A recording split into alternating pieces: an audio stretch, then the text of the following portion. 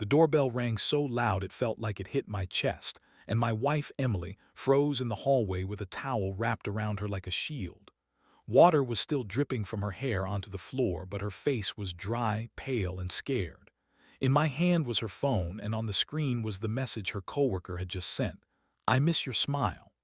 I had replied from her number, "Come over, my husband isn't home today." Now someone was standing on our front porch because of what I did, and Emily whispered, "Mark, please, don't open that door." Like the truth was waiting outside, and it wanted to come in, so I have to ask you, what do you do when one knock can break your whole family apart? I stood still, staring at the front door like it was a test I did not study for. Emily's eyes bounced from the door to me, then to her phone in my hand, then back to the door again. Her lips opened, but no words came out. "Who is it, Emily?" I asked, keeping my voice low because yelling would not fix anything. "Say his name." She shook her head fast. "It's not what you think." That sentence is like a match. It can light up a room and burn it down at the same time. The doorbell rang again, 2 quick rings, like the person outside was in a hurry. My stomach twisted. I walked to the window beside the door and pulled the curtain just a tiny bit. A man stood there holding a small gift bag. He was smiling. He looked comfortable, like he belonged here. I recognized him right away. Jason, Emily's coworker. I had seen him before. Not up close, but enough times to know his walk, his haircut, the way he always looked like he was in a commercial. He was the guy Emily said was funny and helpful and just a friend. But friends do not text. "I miss your smile," like it is a secret. Emily reached for my arm. Her hand trembled. "Mark, please," she said again.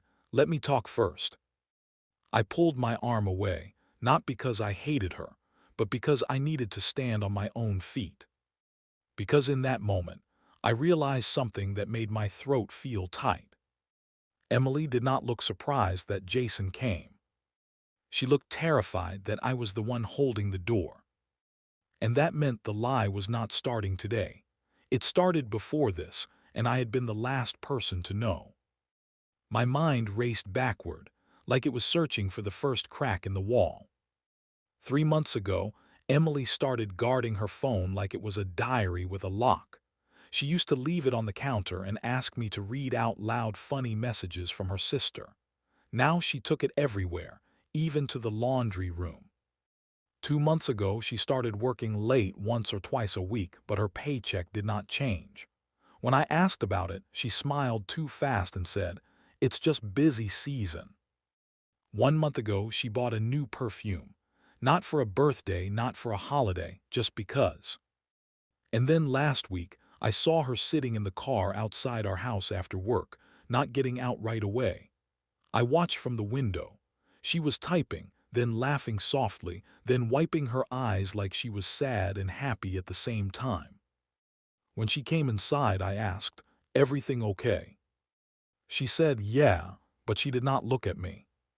That was when my instincts started shouting, even though I tried to hush them. I wanted to believe Emily. I wanted to believe our marriage was safe. We have a normal life. I work as a delivery driver. Emily works in an office. We pay bills, we buy groceries, we watch movies on Fridays. We are not rich, but we have love and we have rules. One of our rules was simple. If something feels wrong, we talk. We do not hide. But Emily was hiding.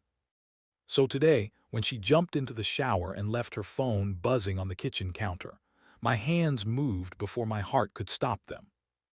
The screen lit up with Jason's name. "I miss your smile," it said. My ears rang. My face went hot. My whole body felt like it was turning into a question. I could have confronted her right then. I could have waited and watched. I could have walked away. But a different idea hit me, sharp and fast. If Jason was brave enough to text that, maybe he was brave enough to show his face. So I typed back, "Come over, my husband isn't home today." I sent it. And now he was here. The doorbell rang a third time, slower, longer, like he was getting annoyed. Emily swallowed hard. "Mark," she said, and her voice broke, "he thinks you're not here." I stared at her. "So he believes you tell him things about our house," I said. "He believes you invite him into our life." Her eyes filled up. "I didn't invite him," she whispered. "Not like that." I stepped closer to the door. My hand reached for the lock. Emily grabbed my wrist, tighter this time. "If you open that door," she said, "everything is going to change." I looked at her trembling hand on my arm. Then I looked at the door, and I realized I was not just opening wood and metal. I was opening a secret. And when I finally turned the lock, I heard Jason's voice right outside, cheerful and confident, saying, "Hey, Emily, I did exactly what you asked. I brought it." And my heart dropped because I had no idea what it was. Jason's smile dropped the second he saw me standing there. He had been smiling like he was walking into a fun secret. Now he looked like he had stepped into the wrong house. He said, and his eyes flicked past me, trying to find Emily. He lifted the little gift bag like it was proof he was supposed to be here. "Hey, Emily, I did exactly what you asked. I brought it." Emily made a small sound behind me, like a breath that got stuck. I held the door open just enough for Jason to see the towel on the floor and the wet footprints, and for him to understand in one fast second that I was not a stranger. I was the husband. "My name is Mark," I said calmly. My voice did not shake, even though my chest felt like it was caving in. "Emily is my wife."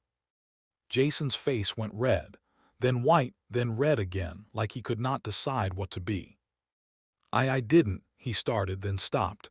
"She told me you weren't home." "I know," I said, because that was the truth, and it hit him like a slap. Jason took one step back. "Listen, man, I'm sorry. I can leave." Emily moved forward slowly, still holding the towel tight. Her eyes were wide, begging me to stop this. But I did not want to stop.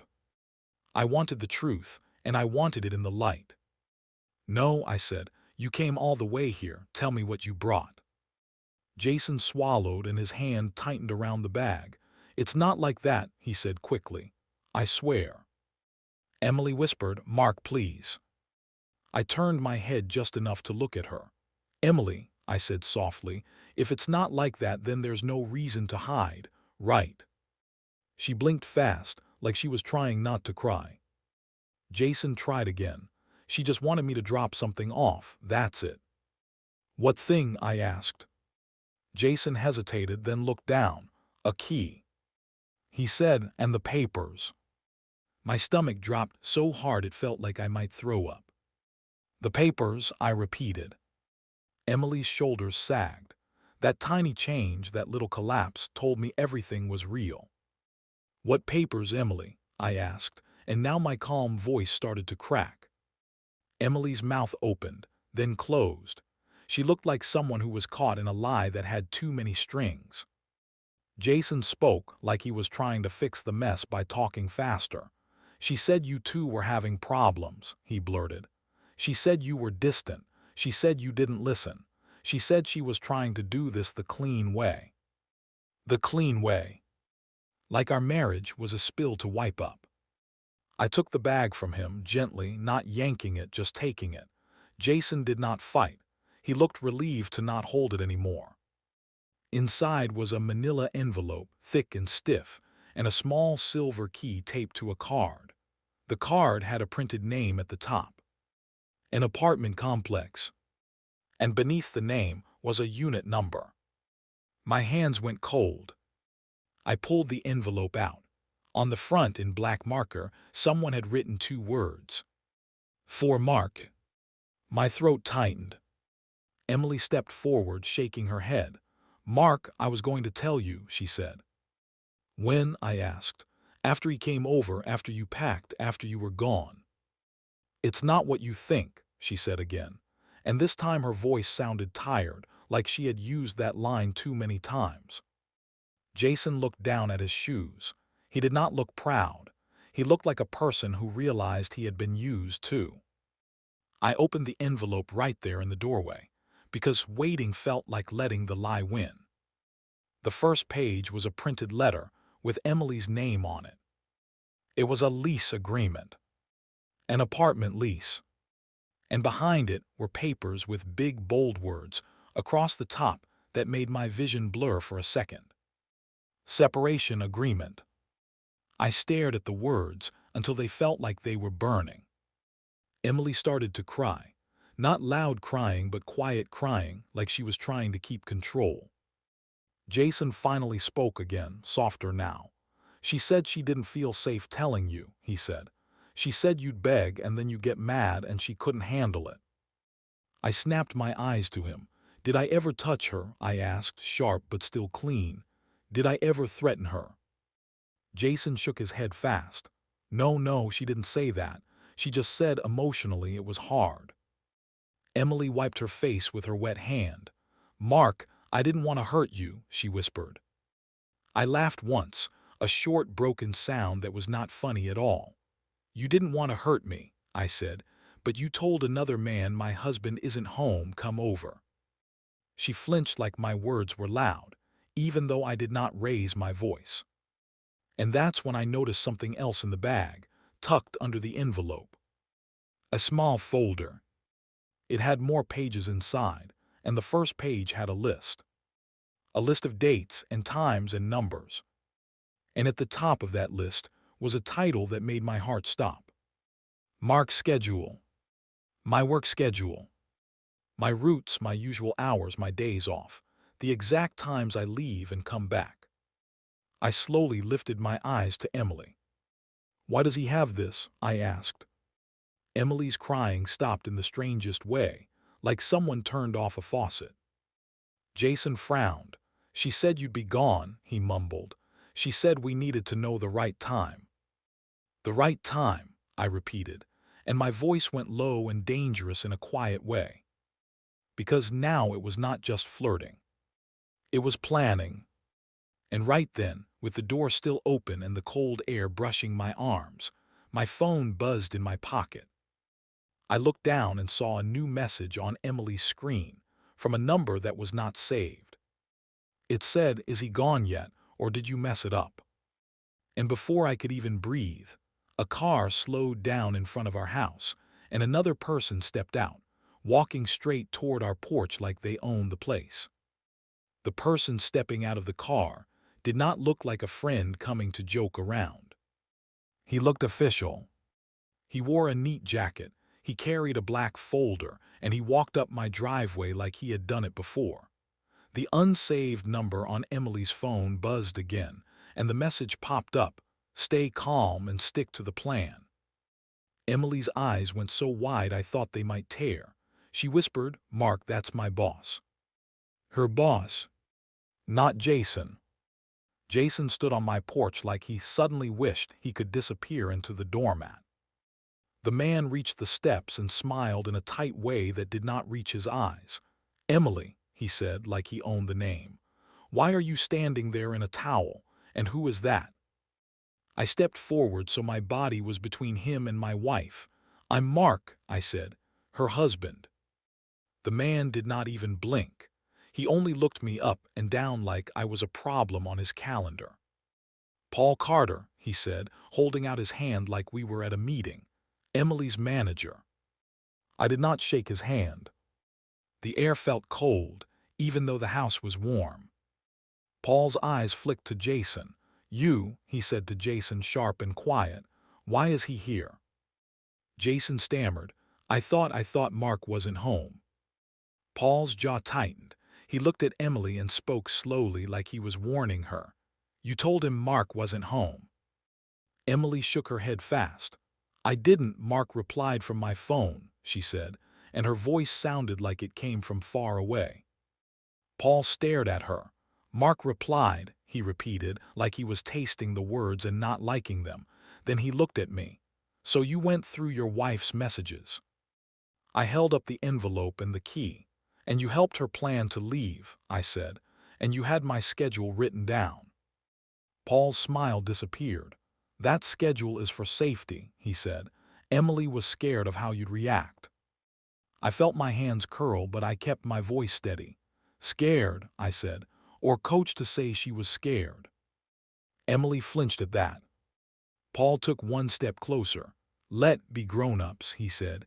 "I'm here to finish a process, that's all." "What process?" I asked. He lifted the black folder. "Paperwork," he said. "Simple paperwork." Emily whispered, "Mark, I'm sorry." I turned to her. "Emily," I said, "I need you to say the truth out loud, right now. Why is your boss at our house with paperwork?" Her mouth trembled. "Because," she started, then stopped. Paul's voice got harder. "Emily, don't," he said. That tiny moment told me everything I needed to know. He was not just helping. He was controlling. I took a slow breath. My heart was pounding, but my mind felt strangely clear, like the fear had turned into focus. "Jason," I said without looking away from Paul, "you said Emily asked you to bring something. You said she gave you my schedule, so you knew this was planned." Jason's eyes filled with panic. "I didn't know it was like this," he said. "She said she needed support. She said Paul was helping her find an apartment and that you'd be away on deliveries. So there would be no fight." I pointed at Paul's folder. "Open it," I said. Paul's mouth tightened. "No."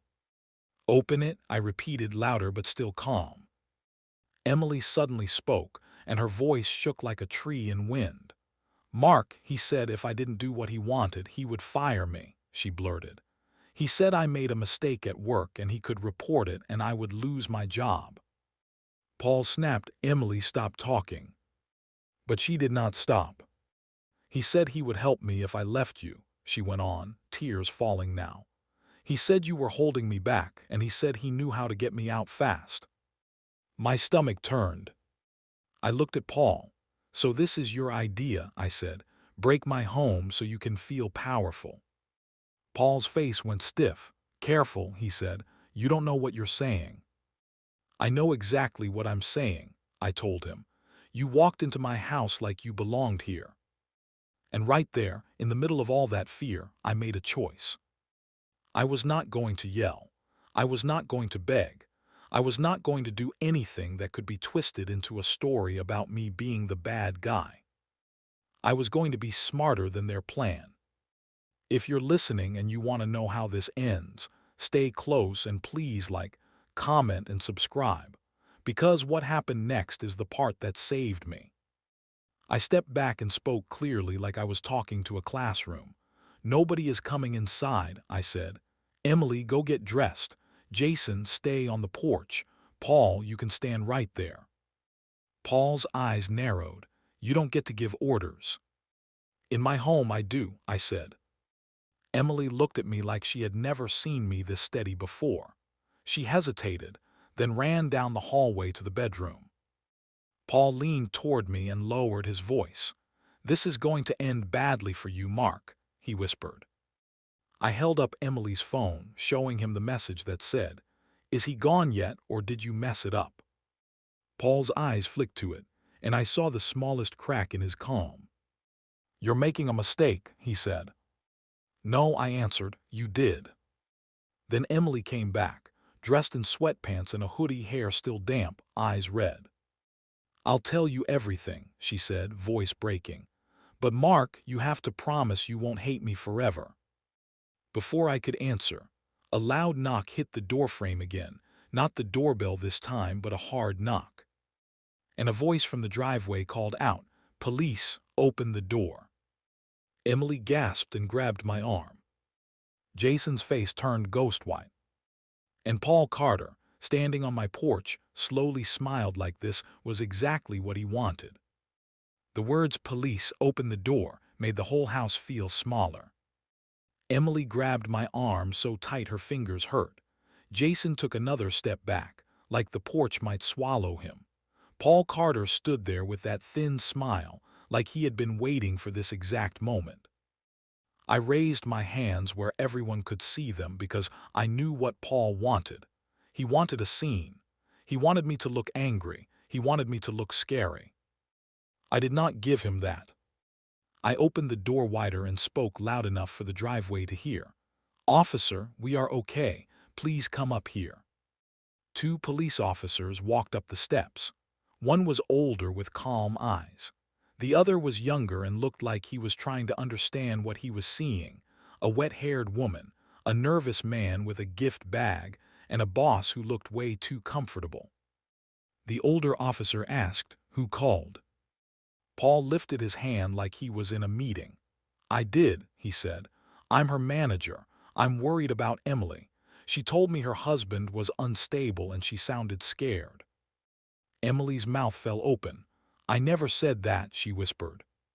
My heart squeezed, but I stayed steady. "Officer," I said, "my name is Mark. I'm Emily's husband. I did not hurt her and I will not. The problem is that her boss has been pressuring her and he brought paperwork to our home." The younger officer looked at Emily. "Ma'am, are you safe?" Emily blinked fast.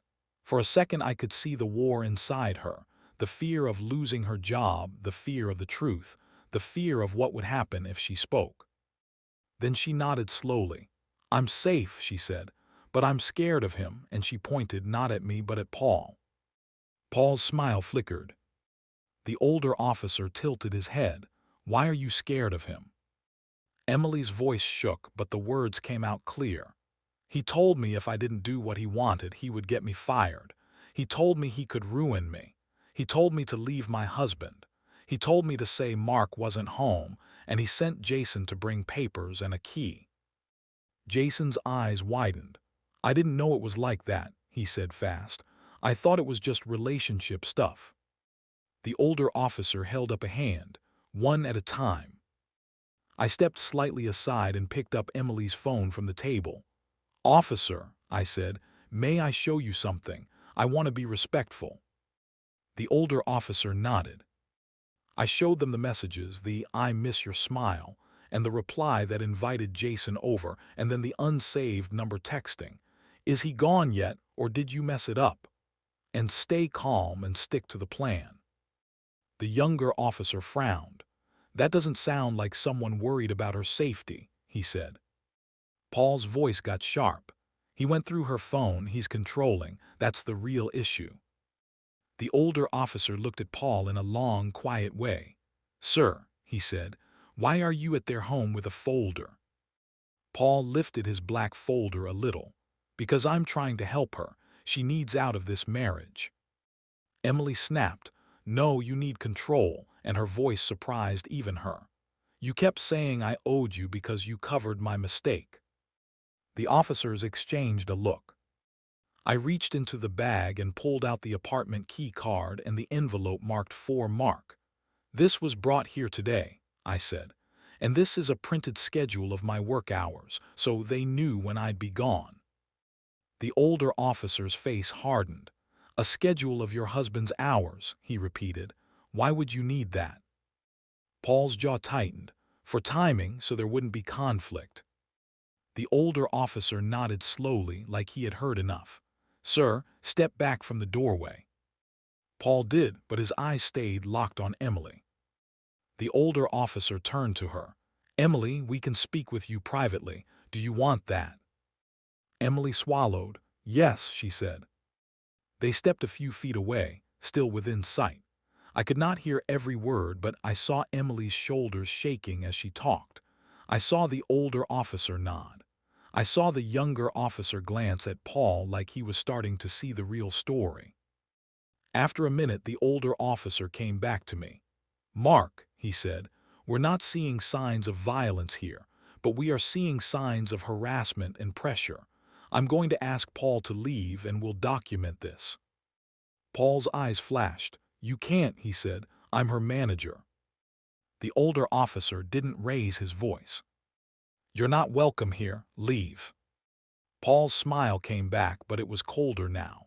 He leaned close enough that only I could hear him and whispered, "You think you won today, Mark, but you just stepped into something bigger." Then he looked at Emily and said, loud enough for her to hear, "If you tell them everything, you're going down too." Emily's face drained of color.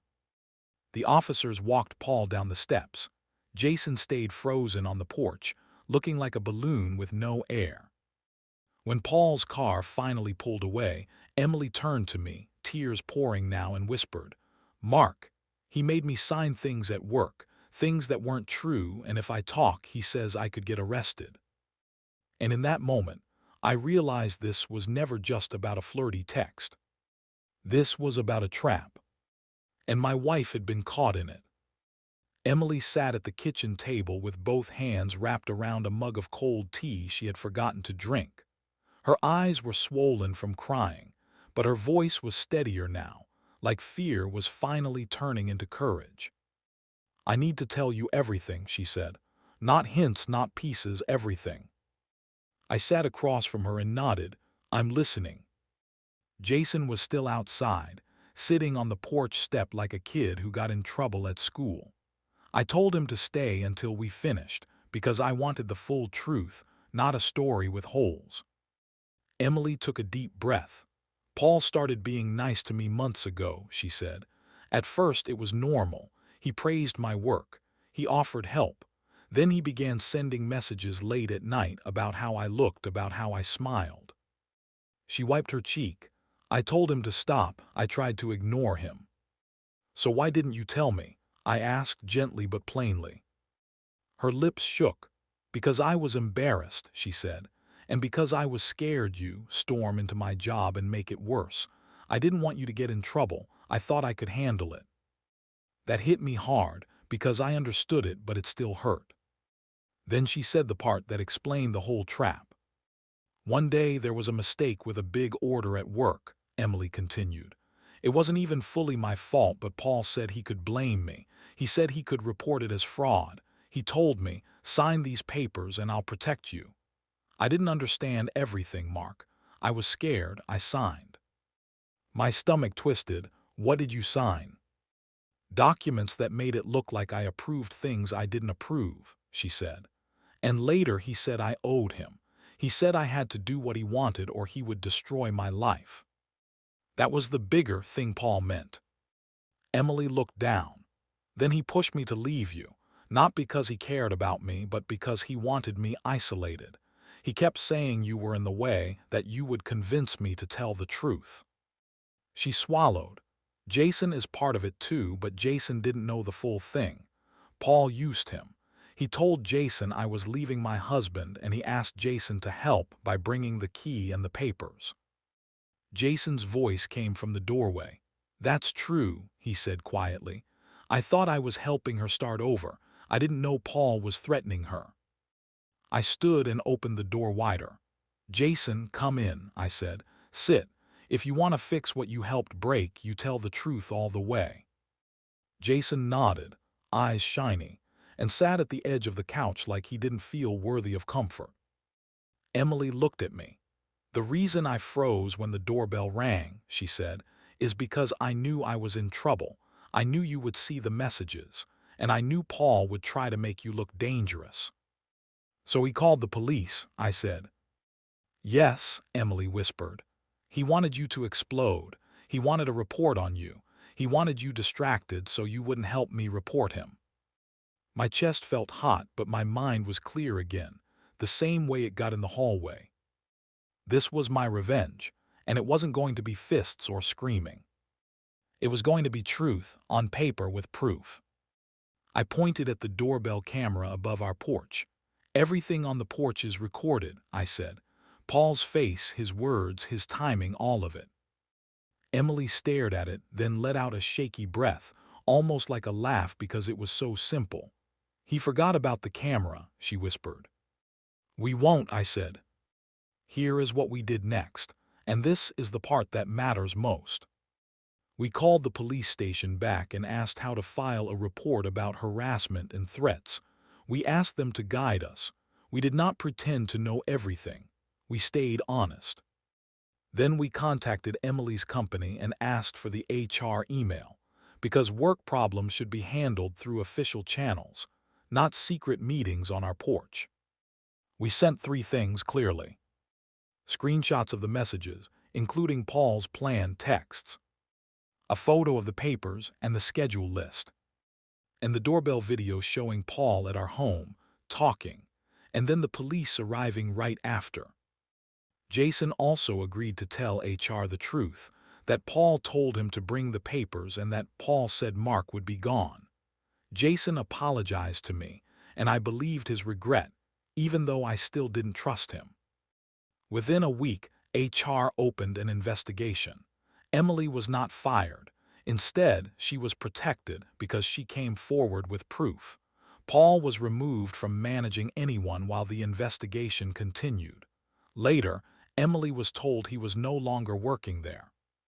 The police also warned Paul to stop coming near our home, and we saved every message after that.